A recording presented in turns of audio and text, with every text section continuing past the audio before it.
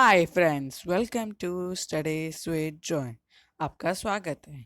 So our today's topic is ninth standard chapter number science 1 chapter number 5 acids bases and salts part 4।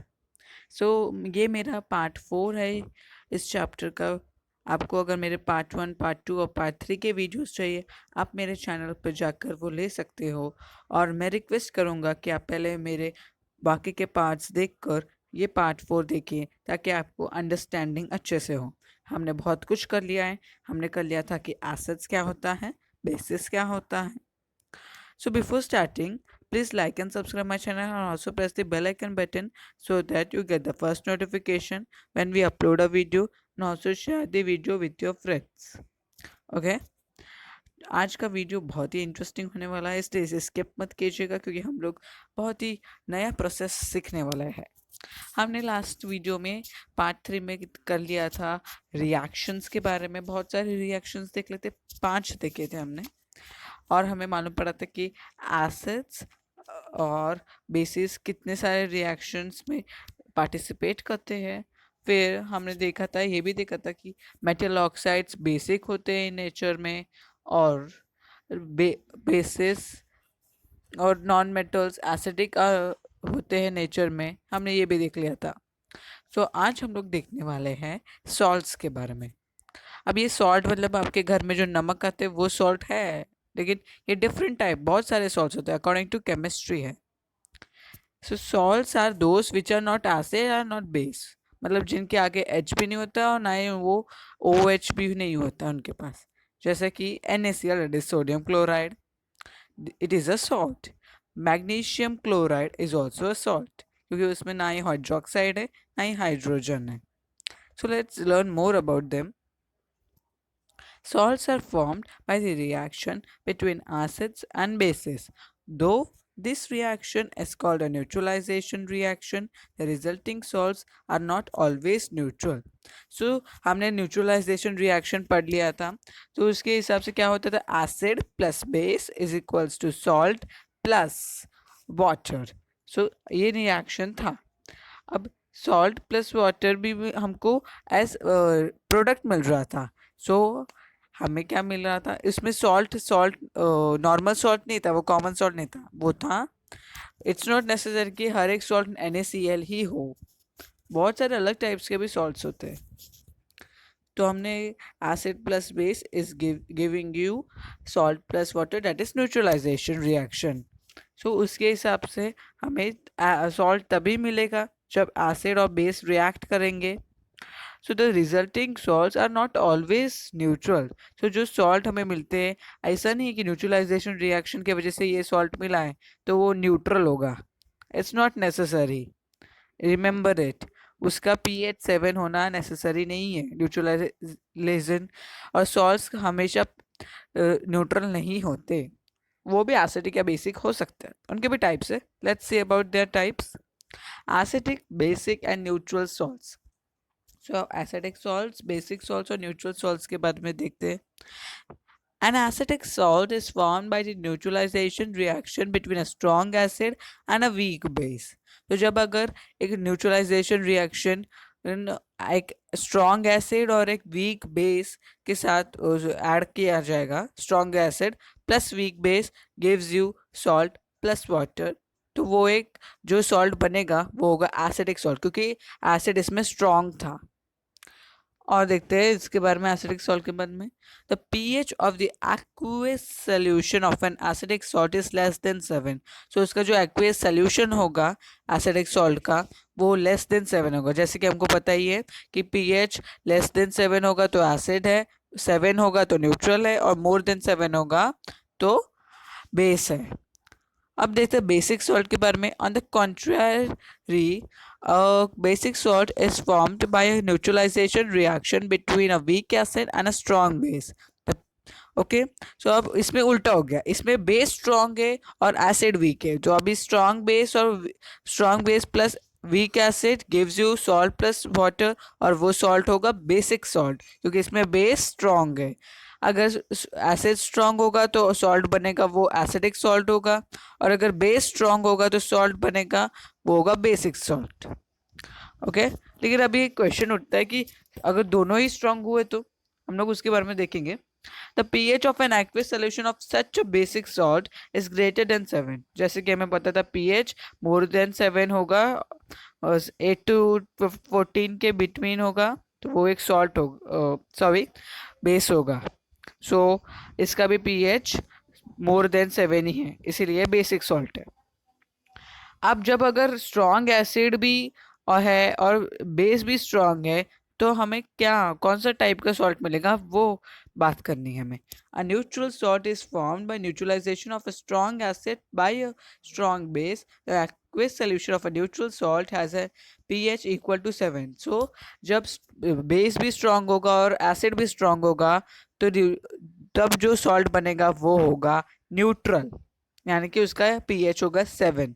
So strong acid plus strong base gives you salt plus water and here salt is neutral with pH 7। अब तुम लोग के सवाल में मन में सवाल हो रहा होगा कि weak acid plus weak base का क्या बनेगा। सो ये भी वैसे ही है, weak acid plus weak base भी न्यूट्रल सॉल्ट ही देगा। Weak acid plus weak base gives you salt plus water and here salt is neutral। so अभी याद रख लेना कि strong acid plus weak base gives you acidic salt, strong base plus weak acid gives you basic salt, and strong acid plus weak strong base gives you neutral salt, and weak acid and weak base gives you neutral salt। अब हम लोग बात करेंगे water of crystallisation. ये बहुत ही different topic है। अब इसके लिए हमने एक क्या किया है, एक एक्टिविटी की है। तो हमने क्या किया है, हमने थोड़े से क्रिस्टल्स ऑफ ब्लू वाइट्रियोल। अब ये ब्लू वाइट्रियोल क्या है, ये है कॉपर सल्फेट। क्या बोलते हैं, कॉपर सल्फेट इज ब्लू वाइट्रियोल, उसे बोलते हैं कॉपर सल्फेट 0.5H2O। ये कैसे आया हम लोग देखेंगे, उसके क्रिस्टल्स लिए जरा हम लोग इसके बारे में पढ़ते हैं। सो हमने इसमें थोड़ा सा पानी डाला। तो हमने पहले कॉपर सल्फेट डाला एक बीकर में, जैसे कि मैंने डायग्राम में दिलाया, उसमें पानी डाला हमने। ओके, फिर देखते क्या हो रहा है। उसका कलर चेंज हो जाता है पानी डालने के कारण। हमने उसे बीकर पे भी रखा है, उस पे भी ओके, बर्नर है नीचे, उसके ऊपर बीकर है जिसमें कॉपर सल्फेट है। अब उसमें हमने ड्रॉप्स ऑफ वाटर डाले, copper sulphate on giving heat to copper sulfate it is again white। सो अब हम लोग देखते हैं ये क्यों होता है, ऐसा क्या हो रहा है इसमें। So on heating the crystalline structure of blue vitriol broke down to form a colorless powder and water came out। so हमने पहले क्या किया था, कॉपर सल्फेट ब्लू ब्लू क्यों था, क्योंकि उसके अंदर पानी था, हमने डाला था कॉपर सल्फेट एक बीकर में लिया, नीचे बर्नर है, हमने उसमें पानी डाला, ड्रॉप्स ऑफ वाटर डाले, वो कलर था उसका ब्लू। लेकिन अब अगर जब हमने उसे हीट किया तो वो पानी इवेपोरेट हो गया, इसलिए उसका कलर हो गया वाइट। और अगर हम उसे वापस उसमें एक दो ड्रॉप्स ऑफ वाटर डालेंगे तो वापस उसका कलर ब्लू हो जाएगा। So why this happens. और इसका इस प्रोसेस का एक फॉर्मूला जो मैंने दिया है, कॉपर सल्फेट 0.H2O, ये ब्लू वाइट्रियोल का फॉर्मूला है। Very important question, it comes in your examination. Copper sulphate dot 5H2O is the formula for blue vitriol. वो हीट करने के बाद बन गया कॉपर सल्फेट प्लस 5H2O, मतलब वो अलग हो गए। लेट्स सी एग्जैक्टली क्या हो रहा है। So on heating, the crystalline structure of blue vitriol broke down to form a colorless powder and water came out। So heat करने के बाद crystalline structure crystals form है। So सभी ions actually crystal forms में ही होते हैं, वो crystal form करते हैं और उन्हें यूज़ किया जाता है। तो कॉपर सल्फेट अपने क्रिस्टल फॉर्म में था। तो फिर जैसे कि हम लोग एग्जांपल ले रहा हूँ, हमारे घर में जो नमक आता है वो भी पहले क्रिस्टल फॉर्म में होता है, उसके बाद उसको उसका पाउडर बनाया जाता है, वॉश बहुत सारी चीज़ें। फिर तो broke down the crystalline structure of blue vitriol यानी कि copper sulfate का broke down to form a colorless powder and water came out. So वो water ही evaporate हो गया. This water was part of the crystal structure of blue vitriol. It is called water of crystallization. और कुछ water के particles उसके अंदर ही trap हो गए उन crystals के अंदर. So वो water उसका part है तो उसे बोलते हैं water of crystallization क्योंकि ये crystal है. On adding water to the white powder, a solution was formed which had the same color as the solution in the first test tube. From this, we come to know that no chemical change has occurred in the crystals of blue vitriol due to heating. So पहले जब हमने सिर्फ crystal जो blue वाइट्रॉल के जो crystals थे मैंने बोला ना सभी आयंस के क्रिस्टल्स होते हैं वो क्रिस्टल फॉर्म करते हैं. सो उन्हें हीट करने के बाद कोई केमिकल चेंज नहीं हो. Losing water heating blue vitriol, breaking down of the crystal structure, losing blue color and regaining blue color or adding water are all physical changes. सो बाकी के फिजिकल चेंजेस बहुत सारे हुए. ब्लू कलर लूज किया, white colour हो गया due to evaporation, और उसके बाद वापस हमने पानी डाला तो वापस ब्लू कलर हो गया. ये सब फिजिकल चेंजेस है. सो वाटर ऑफ क्रिस्टलाइजेशन क्या है? जो पानी वो क्रिस्टल्स का पार्ट है या फिर जो उसमें ट्रैप हो गया और वो वाटर ऑफ क्रिस्टलाइजेशन उसे बोला जाता है. सो on heating, the crystalline structure of blue vitriol broke down to form a colorless powder and water came out. This water was part of the जो वो जो वाटर था जो उसका पार्ट था वो हीटिंग करने की वजह से उसमें से निकल आया. सो वो क्रिस्टल स्ट्रक्चर का पार्ट ही था तो उसे भी वाटर ऑफ क्रिस्टलाइजेशन कहते हैं. Remember this. हम लोग थोड़ा और जानते हैं इसके बारे में. Ionic compounds are crystalline in nature. These crystals are formed as a result of definite arrangement of ions. मैंने बोला था ना ions are crystalline in nature. They form crystals. In the crystals of some compounds, water molecules are also included in this arrangement. So in बहुत से कुछ compounds के कि crystallisation water of crystallisation कुछ ही कंपाउंड्स में होता है. ये नेसेसरी नहीं कि सभी क्रिस्टल्स में हो. सो ये कुछ कंपाउंड्स के मॉलिक्यूल्स में फॉर्म होता है. That is the water of crystallisation. The water of crystallization is present in a definite proportion of the chemical formula of the compound. So वो जो 0.5H2O था ना कॉपर सल्फेट के 0.5H2O उसका वही अर्थ था. वो 5H2 मतलब 5 मॉलिक्यूल्स ऑफ वाटर उसमें ट्रैप हो गए थे वो क्रिस्टल्स के अंदर. समझा? और कुछ देख लेते हैं. Crystalline substances contain water of crystallisation. The molecules of water of crystallisation are part of the internal arrangement of the crystal. On heating or just by keeping the water of crystallization is lost and the crystalline shape of that part is lost. So heat करने से water of crystallization evaporate हो जाता है और उसका crystalline shape भी उससे छूट जाता है. वो कोई और shape form कर लेता है. अभी कुछ मैंने कुछ क्रिस्टलाइन और भी कुछ कंपाउंड्स होते हैं जो वाटर ऑफ क्रिस्टलाइजेशन रखते हैं तो उनका फॉर्मूलास हैं. क्रिस्टलाइन ब्लू वाइट्रॉल हमने देख लिया है. Copper sulphate 0.5H2. Crystalline ferrous sulphate उसे कॉमन नेम है ग्रीन वाइट्रियोल. हाँ याद रखना. जैसे कि क्रिस्टलाइन कॉपर सल्फेट का कॉमन नेम है ब्लू वाइट्रियोल, इसका है ग्रीन वाइट्रियोल. उसमें होता है आयरन सल्फेट 0.7H2 यानी कि 7 molecules of water. Crystalline washing soda sodium carbonate 0.10H2O and crystalline alum potassium sulfate aluminium sulfate 0.24H2O. So alum का थोड़ा ध्यान रखना वो बहुत बड़ा है फॉर्मूला. ठीक है. अब हम लोग नेक्स्ट टॉपिक पे चलते हैं. Ionic compounds and electrical conductivity. अब आयंस की मदद से हम लोग इलेक्ट्रिसिटी भी प्रोड्यूस कर सकते हैं. कैसे? पहले तो वो अभी कंपाउंड्स में होते हैं ना. तो जैसे कि NaCl सोडियम क्लोराइड उसे अगर हम लोग पानी में डाल देंगे तो वो डिसोसिएट हो जाएगा. और अब डिसोसिएट होने के बाद उनको वापस चार्ज मिल जाता है, उनकी पावर हो जाती है. वो कंपाउंड फॉर्म होने के कारण उनका चार्ज निकल जाता है और न्यूट्रल बनता है सोडियम क्लोराइड. सो जब वो डिसोशिएट हो जाता है तो वापस उनके पास चार्ज आ जाएगा सोडियम और क्लोराइड के पास. और अगर हम लोग उसी पानी में 2 कैथोड और एनोड डालकर उसे एक सर्किट से कनेक्ट करेंगे तो इलेक्ट्रॉन्स फ्लो करना भी चालू हो जाएगा और वो इलेक्ट्रिसिटी प्रोड्यूस करेगा. तो जैसे कि मैंने आपको डायग्राम बताया, हमने यहाँ पर क्या किया है जरा देखते हैं। हमने एक solution of 1 gram sodium chloride in 50 ml water का बनाया है। सोडियम 1 ग्राम सोडियम क्लोराइड को 50 ml पानी में डाल दिया है, वो एक सोल्यूशन बन चुका है।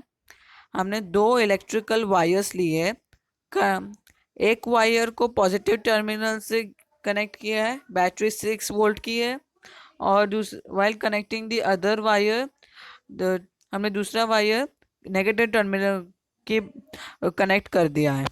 एक स्विच और एक होल्डर भी हमने एक इलेक्ट्रिक बल्ब के साथ हमने रखा है। हमने insulating cladding from 3 cm portion of the other free ends of the 2 wires. तो वो जो बीच वाला है ना, इंसुलेटिंग क्लैडिंग जो निकाल दिया गया है, वो हमने निकाला है। ओके, सो हमने salt solution in 100 ml capacity beaker में लिया है, और उसके बाद immerse the uncovered ends of the 2 wires in it, keeping the wire erect with the help of a supply. So अभी हमने करंट स्विच ऑन कर दिया, और उसके बाद बल्ब ग्लो करता है। सो ऐसा ही यूजिंग सोल्यूशंस ऑफ दूसरे भी करेंगे ना, 1 gram copper sulphate, 1 gram glucose, 1 gram urea, 5 ml dilute H2SO4 and 5 ml dilute NaOH in each. वे हम लोग सब में ये भी कर सकते हैं। सो क्या होता है, इसमें बल्ब ग्लो करने लगा, क्यों? कि आयंस इलेक्ट्रिसिटी फ्लो करते हैं। Let's learn about it more. The bulb glows only when electric current passes through it, and this can happen only when the electric circuit is complete. In the above activity, the circuit is found to be complete when the aqueous solutions of NaCl, copper sulfate, H2SO4 and NaOH are used. It means that these solutions are conductors of electricity. ये सब solutions electricity के conductors है। Conductors और insulators आपने पढ़ा होगा। Conductors वो होते हैं जिनका रेजिस्टेंस कम होता है, वो करंट को इजीली फ्लो करने देते हैं। Electrons conduct electricity through electrical wires, and ions conduct electricity through a liquid or a solution. So electrons wire से इलेक्ट्रिसिटी कंडक्ट करते हैं, वो तो सबको पता ही होगा। और आयॉन्स कैसे करते हैं? इलेक्ट्रिक करंट वाटर के मदद से, या फिर किसी लिक्विड में डालने के बाद उनका जो डिसोसिएशन होता है वाटर में डालने के बाद। So electrons leave the battery at the negative terminal, complete the circuit and enter the battery at the positive terminal.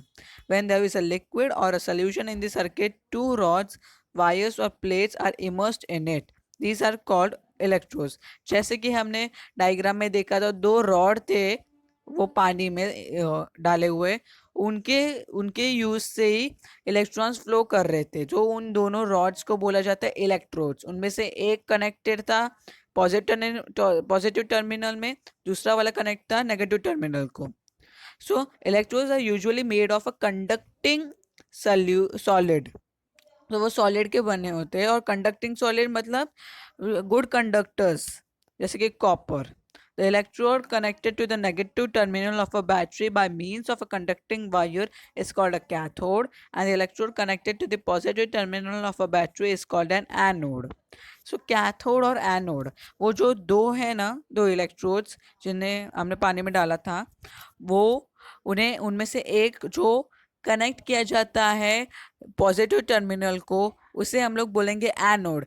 ये कंफ्यूजन होता है स्टूडेंट्स को कि पॉजिटिव टर्मिनल को कनेक्ट किया तो उसे एनोड क्यों बोल रहे हैं, वो तो कैटायंस वहाँ से जाएंगे ना, तो कैथोड बोलना चाहिए, और नेगेटिव टर्मिनल वाले को एनोड बोलना चाहिए। लेकिन ऐसा नहीं है, क्योंकि पॉजिटिव टर्मिनल में से इलेक्ट्रॉन्स निकलेंगे और वो नेगेटिव टर्मिनल तक से सर्किट कंप्लीट करेंगे।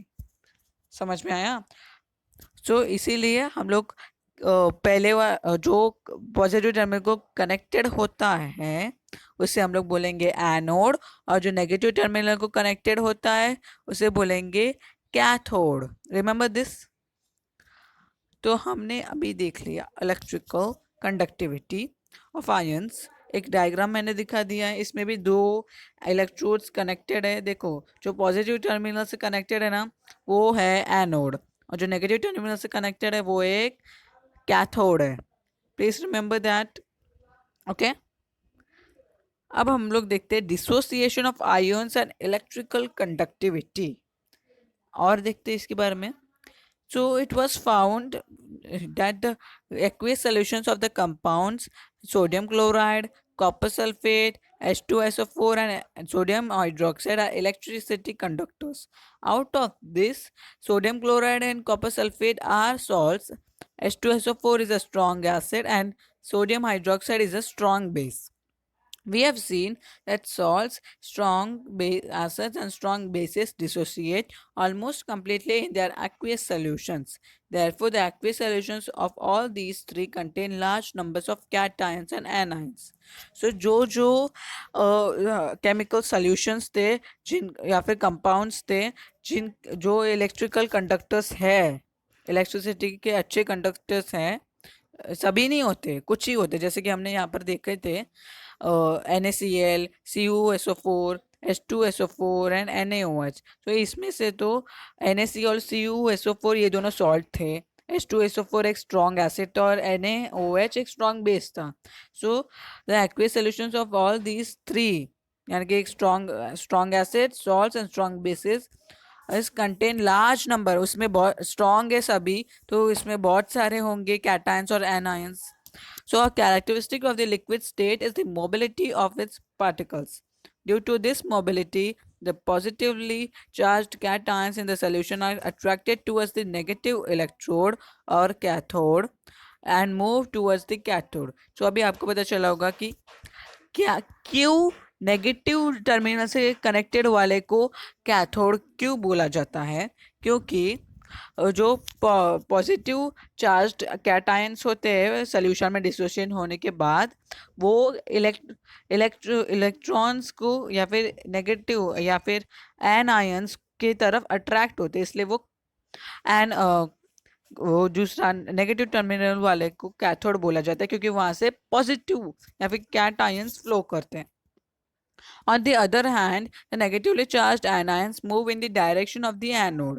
So, negative charged ions move in the direction of the cathode.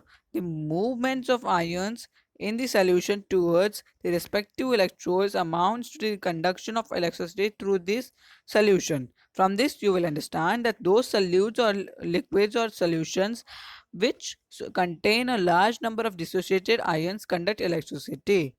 सो इससे हमें मालूम पड़ता है कि वो ये सभी लिक्विड्स के मदद से आयंस इलेक्ट्रिसिटी कंडक्ट कर सकते हैं। सो इसका एक डायग्राम देख लेते हैं, चलिए। हाँ, जैसे कि मैंने आपको दिखाया है, वाटर में हमने इलेक्ट्रॉन्स और प्रोटॉन्स दोनों ही हैं, या फिर कैटायंस और एनायंस बोलेंगे, सॉरी। सो कैटायंस और एनायंस दोनों ही हैं, जैसे कि आपको दिख रहा है, प्लस वाले होते हैं कैटायंस और माइनस वाले एनायंस होते हैं। तो देखो माइनस वाले एनायंस पॉजिटिव टर्मिनल की तरफ अट्रैक्ट होते हैं, इसीलिए वो पॉजिटिव टर्मिनल को बोलते हैं एनोड, और कैटायंस यानी कि positively charged ions negative terminal को तरफ अट्रैक्ट हो रहे हैं, इसलिए नेगेटिव टर्मिनल को बोलते हैं कैथोड। ओके, ये समझ में आया? सो हम लोग हमारा आज का लेक्चर यहीं पे एंड कर रहा हूँ मैं। Thanks for watching. हम लोग ये चैप्टर नेक्स्ट लेक्चर में ज़रूर एंड कर देंगे, so watch it also, and thanks for watching. Please like and subscribe and also share the video.